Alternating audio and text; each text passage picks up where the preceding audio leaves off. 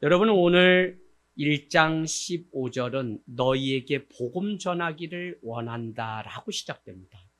우리가 아는 말씀을 전하기를 원한다라는 그 말이 아니라 오늘 사도 바울은 부득불 복음 전하기를 원한다라고 해요. 로마의 가장 큰 도시죠. 그 도시에 전해지기를 원하는 것이 있다면 복음이었다는 것입니다. 그래서 우리는 말씀 가지고 지금까지 살아왔지만 올해는 예수 그리스도가 마가복음 1장 1절의 말씀처럼 하나님의 아들 예수 그리스도는 복음의 시작이라고 했던 그 복음이 무엇인지를 다시 생각하려고 합니다. 여러분, 우리의 신앙은 신념으로 사는 것이 아니라 믿음, 복음을 가지고 살아요. 다시 복습해 보면 이 복음이 없으면 우리는 외식하는 사람이 되고 복음이 없으면 종교인의 삶을 살아가요. 수도 없는 헌신과 봉사와 신앙의 연수가 있었지만 복음을 만나지 못하면 그 모든 것들은 종교인에 지나지 않아요. 매주 성경을 가지고 주님 앞에 와서 밥도 하고 봉사도 하고 운전도 하고 많은 일을 했지만 좋은 소식인 이 복음이 우리 가운데 와서 충만케 채워지지 않은 상태에서 이 많은 헌신은 내가 무엇을 했다는 업적일 뿐이지 우리의 삶을 변화시키거나 말씀 가운데 다시 살게 하는 것과 전혀 다른 삶을 살게 된다는 것입니다. 여러분, 우리의 신앙은 신념이 아니다. 그래서 우리가 이 복음 가운데 내 삶을 점검하지 않으면 우리는 믿어왔던 그 많은 것들이 계속적으로 복음과 점점 거리가 멀어진 채 그렇게 살아가게 된다는 것입니다.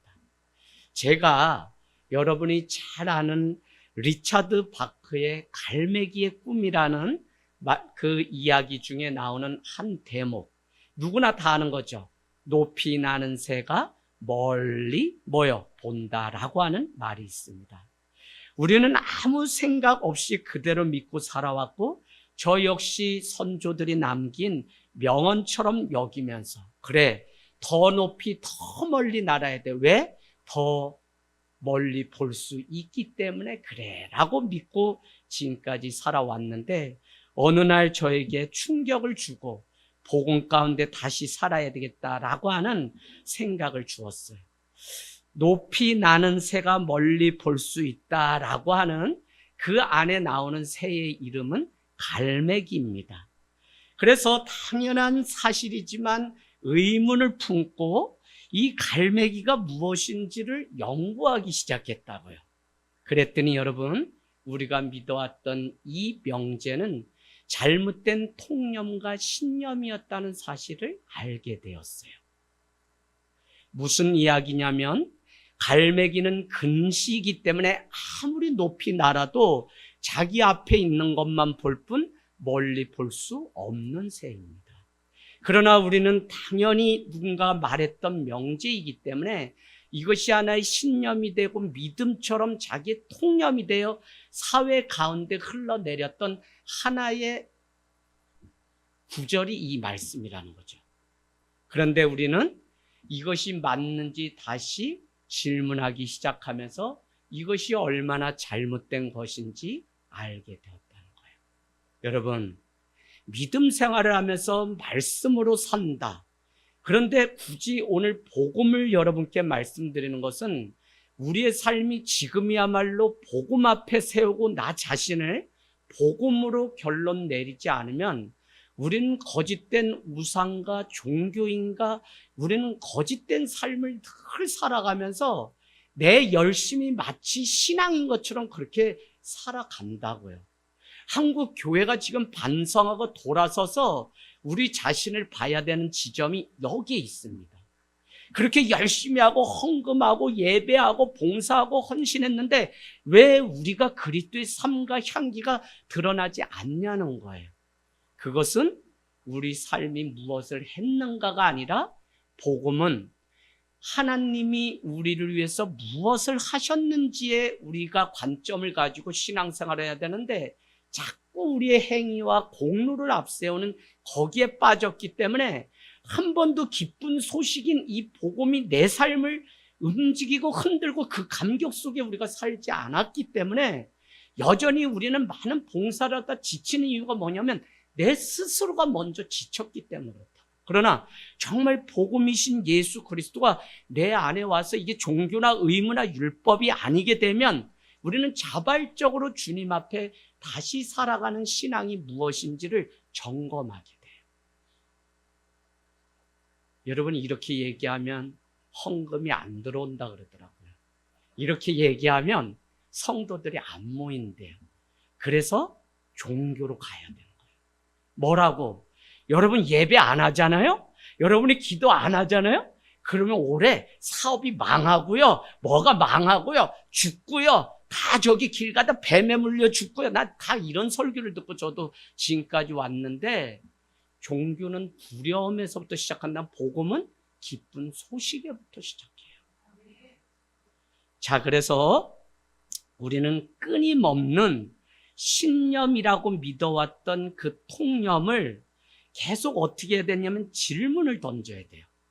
그러고 나면 여기에 균열이 생기게 되는데 우리가 하나님을 믿는다는 것은 이재양 목사가 막 이렇게 해가지고 입 벌려라, 이 말씀 먹어야지 산다, 막 이렇게 해서 우격다짐으로 하는 게 아니라 여러분이 구도자가 돼서 그렇다면 나는 내가 믿는 신앙이 바른 신앙인지, 내가 이렇게 믿으면 구원을 얻을 수 있는지, 내가 이렇게 믿어서 어떤 과정을 통해 구원을 얻는 것인지 여러분 스스로가 질문을 던지고 하나님 앞에 답을 찾기 위해 성경으로, 철학이나 개똥 말고 철학이나 이거 말고 이 성경으로 돌아와서 다시 답을 찾는 이 과정이 없으면 매일 신앙을 종교 행위처럼 왔다 갔다 뭐 하고 여기저기 뭐 다 하지만 정답을 못 찾아요. 인생에 고민만 많으니까 결국 누구 찾아가요? 법정 스님 찾아가요. 증문집답.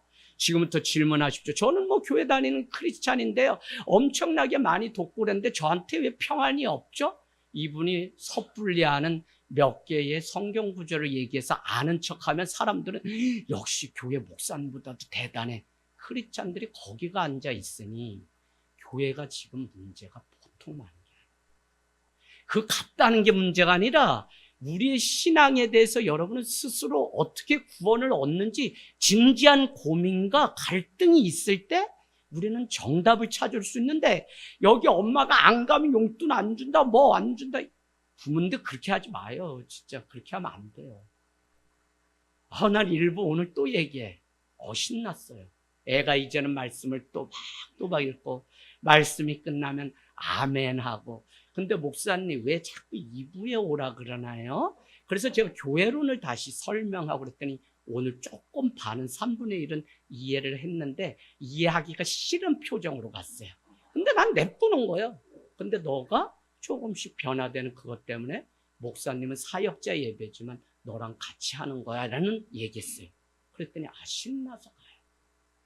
여러분 복음이면 변합니다. 할렐루야. 복음이 우리를 변화시키는 거지 용돈 그거요 10,000원 큰 줄 알고 애들 오지만 그놈이 도둑놈이 돼서 20,000원 안 준다고 안 와요. 30,000원 엄마 나 학년 올라갔으면 30,000원 줘야 되는데 왜 안 줘?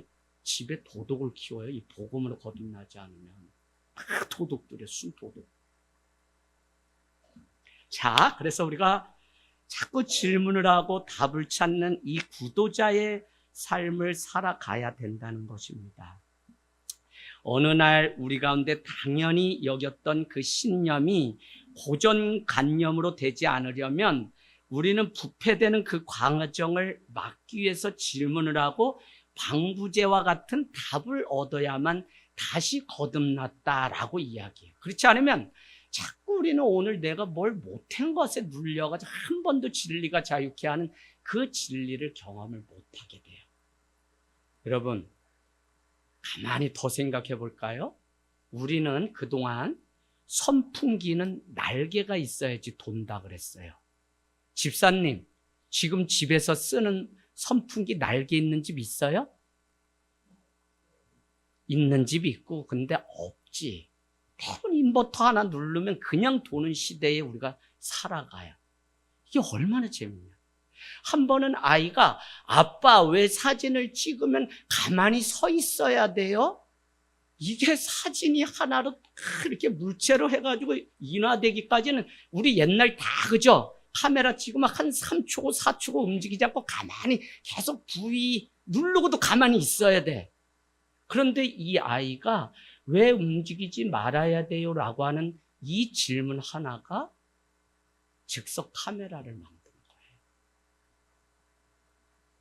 계속 잘 따라오고 계시는 거죠? 여러분, 올해 제가 정말 작정하고 전하고 싶었던 말씀.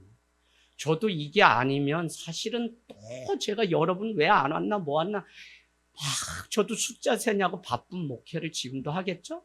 근데 그거보다는 회심자 한 사람이 세워줘야 되는데 내가 기다리고 그를 위해서 변함없이 중보할 마음은 늘 있기 때문에 기다리는데 그러나 저는 여러분을 괴물로 만들고 싶진 않아요. 여러분이 정말 복음 때문에 이제는 자발적인 신앙 우리 교회가 계속 추구해왔던 그것을 이제는 그 경지에 올라서 하나님의 복음을 경험하니까 내가 움직이고 싶은 그 믿음으로 움직여야지 언제까지 안 믿으면 죽는다 이것 때문에 협박 때문에 우리가 믿냐고요. 이건 아니죠. 자, 또 한 가지 어린아이의 이 질문이 이와 같이 방부제 역할을 해서 각성제가 돼서 새로운 시대 이노베이션 혁신을 일으켰던 날개 없는 선풍기처럼 우리는 끊임없이 우리가 믿음이라고 생각했던 그것에 대해서 균열을 일으키려면 오늘 주님이 전하시려고 했던 그 복음이 무엇인지 그 원소스를 우리가 알고 고민해야지 그냥 자꾸 행위적으로 뭘 한 거 예배만 했다 헌금만 했다 이걸로 우리 신앙이 다 했다고 생각하면 우리는 점점 복음과 멀어져요. 자, 그래서 우리는 오늘 다시 복음 앞에 우리가 서는 시간이 되기를 원합니다. 복음, 유앙겔리온, 좋은 소식. 전쟁터에 나간 아들이 전쟁에서 죽을까 승리할까 말까 고민했는데 성 안으로 말 한 필이 달려오더니 보병한 사람이 뛰어내리며 깃발을 흔들며 유앙겔리온 복음이요 기쁜 소식이요 라고 부모에게 전해줄 때 그 어미는 아들이 전쟁터에 우리 쪽이 승리하고 이겼구나 라고 할 때 처음 등장하는 게 복음 기쁜 소식이었다고요. 노심초사 기다리는 그 어미에게는 들려져야 될 소식이 뭐냐면 아들이 살아서 돌아옵니다 라고 하는 게 이게 기쁜 소식이고 이게 복음이었다고. 그래서 복음의 원어는 전쟁 가운데서 나왔는데 중요한 것은 복음은 강요나 충고나 막 가르쳐가지고 되는 게 아니라고요. 그럼 목사님 가르치지도 말고 배우지도 말고 그러라고요? 아니 그게 아니라 우리 부지런히 말씀을 알고 배우고 가르쳐야 되는데 강요나 충고에 의해서 협박에 의해서 하는 그 복음이 아니라 좋은 소식은 좋은 소문이 들려지면 우리가 선물로 받아들이면 되는 거기 때문에 사실은 우리의 노력이 아니라 우리는 이 복음을 이해하게 되면 날마다 기쁜 소식으로 오신 예수 그리스도의 이 말씀을 읽을 수밖에 없어요. 저는 우리가 이걸 못하기 때문에 자꾸 우격다짐식의 신앙생활을 하고요.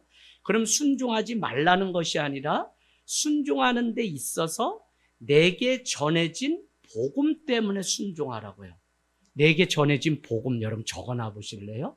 한마디로 성경은 신구약에 관통한 한마디는 뭐냐면 나는 사랑 많이 받은 죄인이라는 게 이 성경이 우리에게 주는 거예요. 나는 사랑 많이 받은 죄인이다.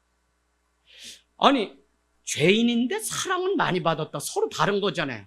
복음은 무엇이냐면 내가 얼마나 형편없는 사람이냐면 하나님이 그 아들 예수 그리스도를 나를 위해 주셔야 할 만큼 우리는 죄인이라고요. 그런데 복음은 또 한 가지가 있는데 나는 얼마나 존귀한 하나님의 사람이냐면 하나님이 그 아들 예수 그리스도를 나를 위해 죽어주셔야 할 만큼 나는 사랑을 많이 받고 귀한 존재라고. 이거를 한마디로 나는 사랑 많이 받은 죄인이다. 이게 복음이에요. 그 죄인인 동시에 사랑을 많이 받은 의인일 수 있다는 이 기쁜 소식이 우리에게 들려질 때 우리는 사는 거죠. 여러분, 인생을 진지하게 사는 거, 무엇을 먹을까 입을까 이거인 것 같지만 사실 철학을 하거나 우리 인간에 대해서 고민을 하는 많은 사람들의 그 고민은 뭐냐면 나는 누구인가라고 하는 존재에 대한 고민이에요. 돈이 왜 우상이 되냐면 존재에 대해서 고민하는데 돈이 하나님보다 더 우선이 되니까 우상이라고 우리가 말하는 거지 돈 자체가 나쁜 게 아니에요. 그런데 우리가 우리 존재를 연구하다 보면 결국 돈이 있어야 된다, 뭐가 있어야 된다 막 연구하지만 결국은 죄의 짐의 문제를 해결하지 못하면 자유할 수 없다는 것이 나의 존재라는 사실을 알게 되면서 우리는 복음으로 오신 예수 그리스도가 나를 만나주지 않으면 난 아무것도 아니라는 사실을 알게 됩니다. 여러분, 이 사실을 알게 되면 나는 존귀한 하나님의 사람이고 나는 나를 사랑할 뿐만 아니라 내가 그와 같이 사랑 많이 받은 죄인이기 때문에 옆에 있는 사람, 이웃, 세상에 오고 가는 많은 세계와 직면해서 대화를 할 때 우리는 그 사람을 가볍게 보지 않고 그를 존귀한 하나님의 사람으로 여겨지는 성숙한 관계가 돼요. 이게 되지 않으니까 자꾸 이익관계에 따라서 좋았다 나빴다를 내가 정하고 살아가는데 하나님은 그게 아니죠. 하나님은 우리에게 변함없는 그 사랑을 보여주셨다는 것입니다. 그래서 복음은 계속해서 나를 발견하게 만들고 하나님과 이웃 간의 관계 속에서 어떻게 살아가야 되는지를 우리에게 도전하게 만들어요. 이게 없으면 우리는 자꾸 복음을 호도하게 되고 내가 무엇을 했다에 집중하게 돼요. 그러나 복음은 너를 위해서 하나님이 무엇을 하셨는지가 복음이라고요. 아브라함이 믿음이 좋아서 100세 얻은 아들을 드렸다는 복음이 아니에요. 온전한 복음의 주어는 하나님이에요. 하나님이 아브라함에게 은혜를 주셔서 그는 믿음으로 100세 얻은 아들을 드렸다가 정답이에요. 하나님이 은혜 주셔서 오늘 이 자리에 예배하고 은혜 주셨기 때문에 그리스도인이 되고 은혜를 주셨기 때문에 봉사하고 헌신하는 거지 이 원리를 알지 못하면 내가 했다는 것 때문에 우린 지치고 번아웃돼요. 여러분, 완전히 우리의 이 복음에 대한 생각이 바뀌어야 돼요. 이렇게 하면 헌금이 안 들어오고 이렇게 하면 성도들이 안 모여요. 그래도 여러분, 참된 복음을 계속적으로 전해야 돼요. 이재학 목사가 지금까지 여러분에게 교회로 사십시오, 오늘 목회 서신에도 썼지만 우리는 교회를 다니는 종교인들은 너무 많아요. 근데 하늘땅교회가 아이들이 밥을 짓고 같이 수련회를 하고 자연신방을 하고 많은 일련의 일들, 하늘땅교회를 세상이 귀하게 보고 부러워하는 일은 무엇이냐면 그들은 성경이 말했던 이 본질은 그대로 있는데 이걸 어떻게 녹여내야 될지 모르는데 하늘땅교회들은 자기들이 몸으로 살아내는 교회를 만들어가는 그것을 귀하게 여기고 오늘 우리는 복음으로 다시 돌아가서 새로운 거 전하는 거 아니에요. 하나님이 전했던 그 말씀, 그 복음으로 돌아가야지 이게 안 되면 계속 종교인으로 우리는 머물러 살아요. 그리고 이 안타깝게 여기는 마음이 저뿐만 아니라 성령님도 탄식하시고 여러분 자신도 더 이상 종교인이 아니라 정말 믿음을 가지고 하나님 앞에 복음 가운데 사는 삶이 됐으면 좋겠어요. 할렐루야. 제가 그게 안 되면 이 자리에 저도 못 있어요. 아침만 해도 6시, 7시 전에 벌써 전화해서 교회 못 올 이유만 10명이 전화를 하는데 그것 때문에 제가 평안을 지킬 수 있어요? 그 중에 대부분은 믿음이 또 없어서 그러시는 분들도 있는데 그걸 책망하여 혼내. 안 그러지? 그냥 오늘 나오는 이 한 성도 그냥 복음 가운데 세우려고 나오니까 제가 이 평안을 뺏기지 않고 오늘도 나의 길을 갈 수 있는 것은 복음을 만났기 때문이지 제가 뭐 심지가 굳어서 안 돼요. 여기 솔직히 그냥 한 달, 2달 안 기다려 본 사람이 몇 명 있어요. 다 속썩이면서 교회 다니고 신앙생활하고 여기까지 우리가 다 온 거지. 저 자신이 그랬잖아요. 저 자신이. 아니 일주일에 20번, 30번 예배드리고 그렇게 학교도 가지 않고 목사님 따라 신방이고 뭐고 물론 목적은 맛있는 이게 그 신방을 따라가야지 있기 때문에 이제 그런 것도 있지만, 그래도 제가 20번, 30번 해도 제 마음에 이렇게 하면 구원을 얻나에 확신이 없었던 20대가 있어요. 1년에 예수 믿던 해에 저도 3독, 4독을 하고요. 저녁 기도회마다 불이 깜깜해서 이거는 뭐 귀신하고 공동묘지도 다 다녔던 전데, 교회에는 불 없는데 혼자 들어가면 왜 이렇게 무섭냐? 그러니까 그냥 찬송가 부르고 막 노래하면서 그 많은 어려움들을 이겨냈던 비닐하우스가 있었다고요. 여러분, 정말 복음 앞에 주님이 전해주신 그 소식이 기쁜 소식이 되어서 죄 많은 나를 향해서 주님이 그 아들 예수 그리스도를 주신 이 놀라운 소식을, 그거 하나만으로도 우리는 짐질 것도 없고 우리를 누를 것도 없고 이제는 자유자가 되어서 세상을 살아가라는 거예요. 인생 너 거야, 너가 마음대로 살아. 이거는 무식한 가장 불쌍한 부모를 둔 자녀가 듣는 소리예요. 무슨 너 거예요. 20살 됐으니까 너 거야, 이제 네가 알아서 해. 책임 안 지겠다는 부모의 회피예요. 여러분 잘 들으셔야 돼요. 정말 복음 가운데 이 자녀가 거듭날 수 있도록 우리가 먼저 내가 살고 그 복음 가운데 가정이 화목해 되고 화평케 되는 그 일, 이게 되지 않으면 여러분 사람 똑같아요. 저가 이 30년 오기까지 얼마나 어려웠냐면, 복음 앞에 순종하고 엎드리면 문제가 다 가정의 대소사가 해결될 건데, 누군가 뾰족하고 누군가는 아직도 자아가 살고 뭐 자기 뜻이 살아서 계속 다투고 문제, 그 문제는요 매일 반복되는 문제. 그럼 저는 부모 형제의 문제 때문에 늘 반복되는데, 교회 목회자 되니까 저와 똑같은 일로 권사님, 장로님 막 힘들다고 얘기하면 어떨 땐 이게 복음으로 해결되지 않으면 매일 똑같은 문제, 죽을 때까지 교회를 다녀도 말이 평안하려고 애쓰지 평안해지지를 않는데, 이 복음을 만나야 되는데 어쩌자고 이렇게 나 자신은 변하지 않고 자꾸 상황만 바뀌기를 기도하냐, 이런 생각이 들었다고요. 여러분 솔직히 세상이 바뀌고 환경이 바뀌나 안 바뀌어요. 점점 어려워요. 그래서 마지막 때가 더 어렵다는 거예요. 그러면 복음 가운데 살아가는 내가 변화돼야만 우리는 온전한 세상 가운데 하나님의 나라를 이루며 살아가요. 우리는 복음을 이해하는 데 있어서 두 가지 방해가 있다고 여러분께 말씀드렸죠. 그 예가 뭐냐면 율법주의와 율법 폐기주의, 이 두 가지가 우리의 신앙을 복음으로 살지 못하도록 만든다 그랬어요. 자, 그래서 제가 이해를 구하기 위해서 여러분에게 율법주의는 누구를 얘기했냐면 바리새인을 얘기했어요. 바리새인은 누구죠? 바리새인은 자기 의가 있는 자죠. 자기 의가 있는 사람은 무엇이냐면 오직 의인은 믿음으로 말미암아 산다라고 하는 칭의는 분명한 거예요. 그러나 그 삶의 과정이 성화가 없는 거예요.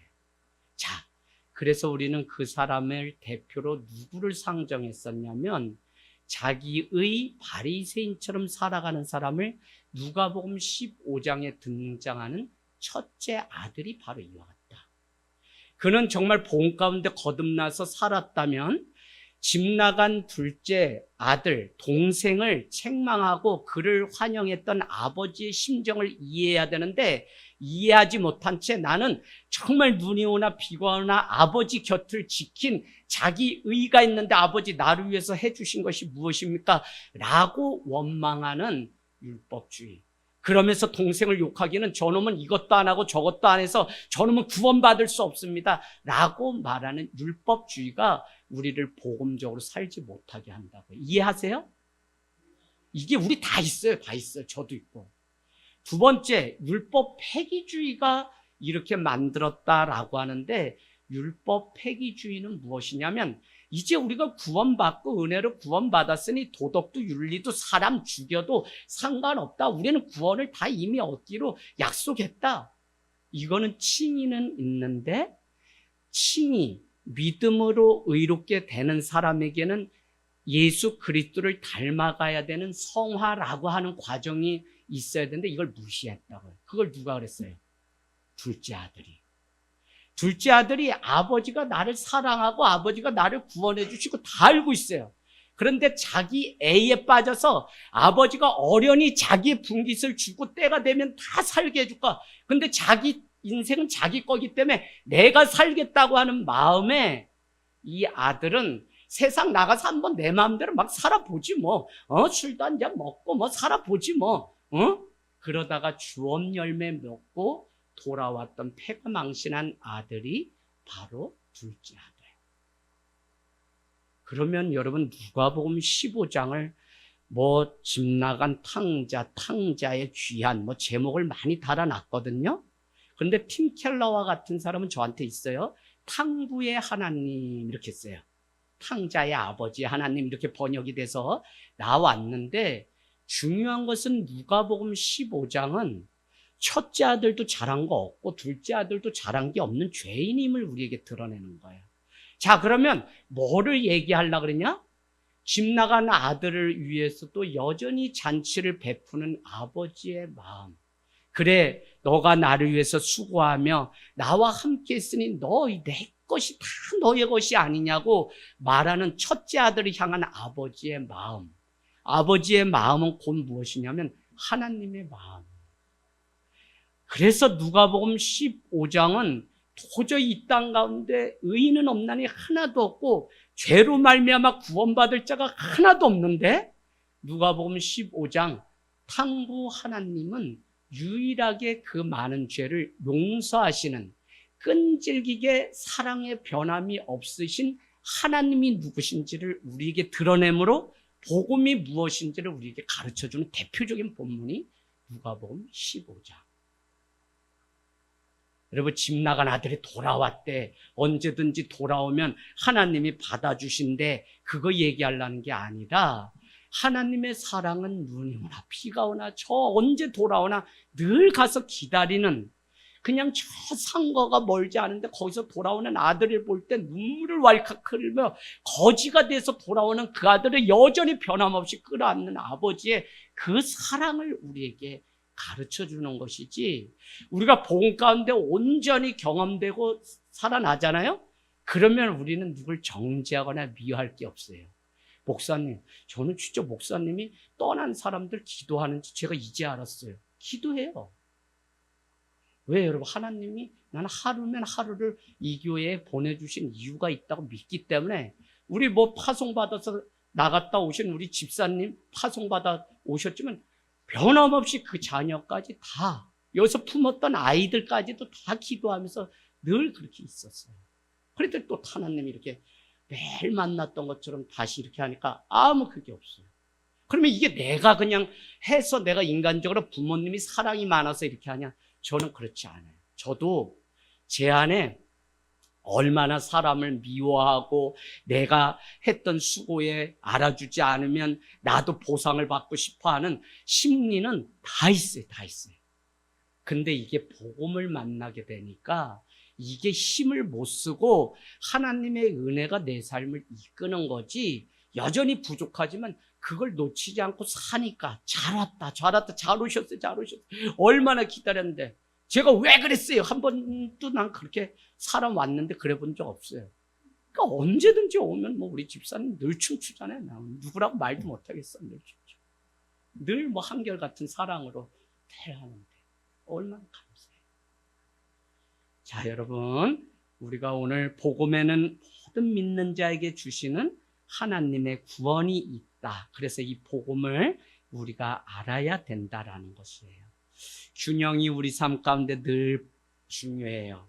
내 인생은 하나님이 친히 내비게이션이 되셔서 우리가 어떻게 살아야 되는지 그 발 아래 머물면 다 책임져 주시는데, 많은 사람들의 삶은 기도 며칠 작정하고는 그 다음부터는 내가 다시 돌아오지 않을 둘째 아들처럼 이제 내 인생 한번 가서 사업도 해보고 뭐도 해보고 이렇게 생각합니다.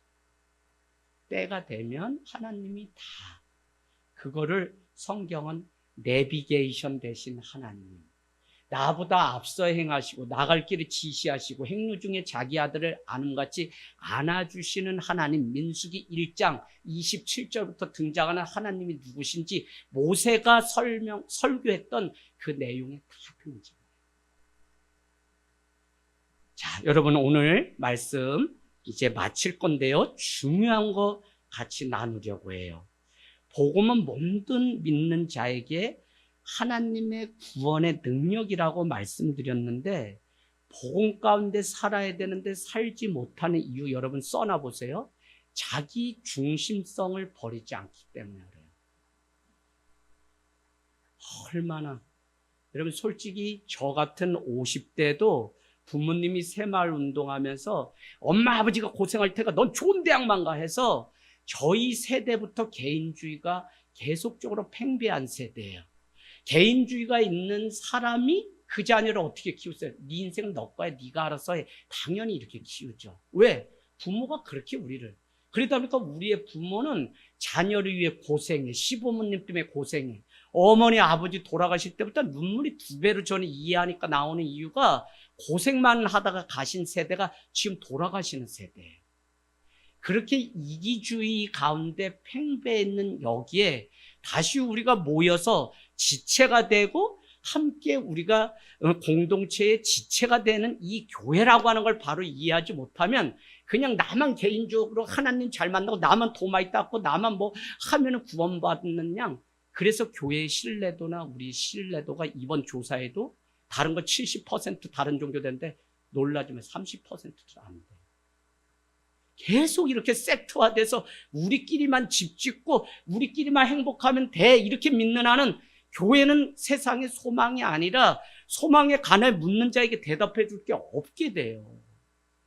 여기 지점에 왔는데 우리가 아직도 종교팔이나 하고 장사가 가득한, 그래서 교회를 향해서 예수님이 오셨을 때 교회는 만민이 기도하는 집이라고 큰 선언을 했던 이유가 종려주일에 입성하신 예수님이 장사하는 자, 비둘기 파는 자 들러 엎으시고 기도하는 집이지 여기가 장사하는 곳이 아니라고 말했던 이유는 뭐냐면 교회는 이 기도가 생명이라는 사실을 우리에게 가르쳐 주려고. 여러분 왜 기도 안 하세요?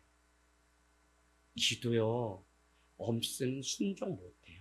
100%. 저도 우리 교인들 다 제가 신앙 색깔들 다 달라요. 기도 못하는 분 순종 못해요. 다 자기가 하고 싶은 안에서만 하지 못해요. 여러분. 그러면 그 자녀는 또 똑같이 그거는 어떻게 그렇게 잘 담는지 똑같아요. 참 그래서 부모의 발자국을 따라서 사는 자녀들이 대단해요. 그거 그렇게 가면 힘든 길인데도 그렇게 자녀가 여전히 따라가요. 자, 여러분 오늘 자기 중심성이 깨져야만 하나님의 평안이 임하고 복음이 우리의 삶을 바꾸는데, 자기 부인을 하려면 자기 중심성이 깨져야 되는데 이게 잘 깨지지 않아요. 대표적인 게 뭐냐면 바벨탑 창세기 11장. 왜 우상을 했냐면 하나님과 같아지기 위해서 바벨탑을 쌓았다.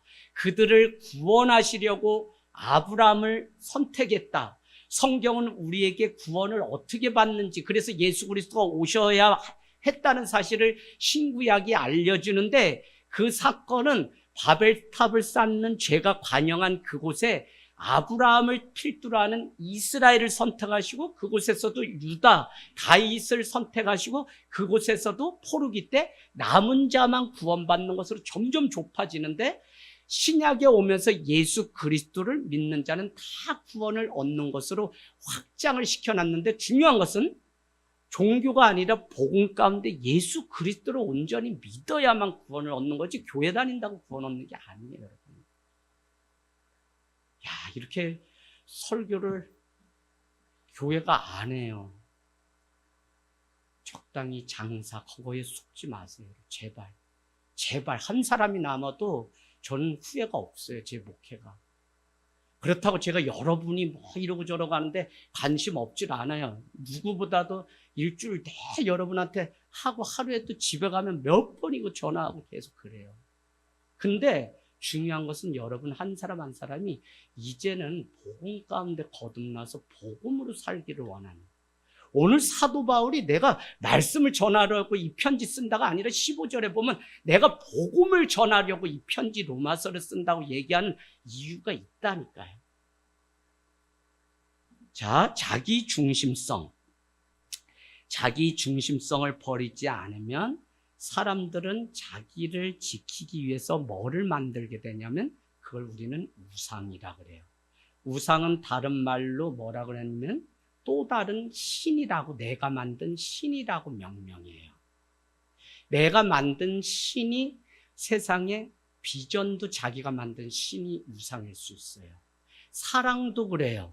사랑의 대표적인 우상이 뭐냐면, 요셉은 20년을 수일같이 여기며 삼촌 라반의 집에 있었던 이유를 이렇게 설명하는 학자가 있어요. 그는 어머니를 일찍 여의었기 때문에 모성애에 대한 그 사랑이 늘 그리웠는데, 그 사랑을 가지고 있는 사람이 라헬과 레아였다. 특별히 라헬. 그래서 7년을 봉사하고 라헬을 첫 것을 먼저 주지, 우리나라는 그게 법입니다. 그래서 라헬을 줄 줄 알았더니 레아를 줬고, 또 7년 봉사했더니 자기가 원했던 라헬을 보내고, 뭐 이런 과정을 통해 20년을 할 수 있었던 것은 요셉에게는 사랑이 우상이었다라고 신학자가 말한 사람이 있어요. 일리가 있어요. 자, 그런가 하면 권력, 그런가 하면 명예, 그런가 하면 성취, 그런가 하면 문화와 종교가 우리에게 우상이 돼서 살아간다고요. 그 이유는 다른 데 있지 않고 자기 보호와 자기 안전을 위해서 우리는 우상을 만드는데, 집사님, 도시에서 물 떠놓고 막 비나이다 하는 그 사람들이 더 우상이 많을까요? 아니면 도시에서 세련된 곳에서 사는 우리에게 우상이 더 많을까요? 네. 이제 질문 많이 할 거야. 이제 계속 막 질문 아무나 막 던질 거야. 송주야, 누가 더 많아? 송현이. 네, 던지기만 하고 답은 제가 얘기하겠습니다. 어디가 많냐면 여러분, 우리 도시에 사는 데가 더 많아요. 저기는 그냥 나무가 우상이고 돌멩이가 우상인데, 우리 현대인들은 자기 보호와 안전을 위해서 사람들이 어느 날 성을 쌓으며 모인 곳이 뭐냐면 도시예요, 시티. 그러면 이 도시를 지켜줄 우상 때문에 무슨 재, 뭐 얼마나 위령제부터 많은 게 있고, 아까 말씀드린 것처럼 우리를 지키는 우상으로서 돈, 권력, 명예와 같은 큰 바벨탑을 쌓으면서 우리는 이것이 마치 나를 지켜줄 것처럼, 마치 이것이 우선이 되어 하나님보다 이것을 더 사랑하는 지경에 이 그리스도인이라고 하는 사람도, 교회도 거기에 빠져 있다고요. 내가 믿는 이 신앙에 대해서 돌 던질 이유가 뭐 있어요? 제가 안타까워서 그래요. 저 자신도 거기에 놀아났던 사람이고, 여러분도 절대 어느 곳에 갔든지 복음을 믿어야지 속아서 종교에 여러분의 삶을, 인생을 빼앗기지 마세요. 그 대표적인 게 뭐냐?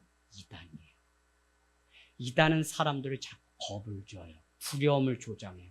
그래서 이걸 안 하면 너 딸이 죽고 뭐가 죽고, 그러니 이 부적을 사야 된다고 하는, 마치 무당이 장사하는 것과 똑같아요. 근데 로마서 12장은 너희는 이 세대를 본받지 말고 너희는 분별하여 하나님께 드릴 영적 제사를 드리라고 하는데, 우리는 분별도 못해요. 눈도 가려졌어요. 뭐가 뭔지도 몰라요. 그냥 감정대로 살아요. 그래, 복음이 없으니까 늘 왔다리 갔다리, 그냥 왔다리 갔다리. 누가 해요? 저기 절간에.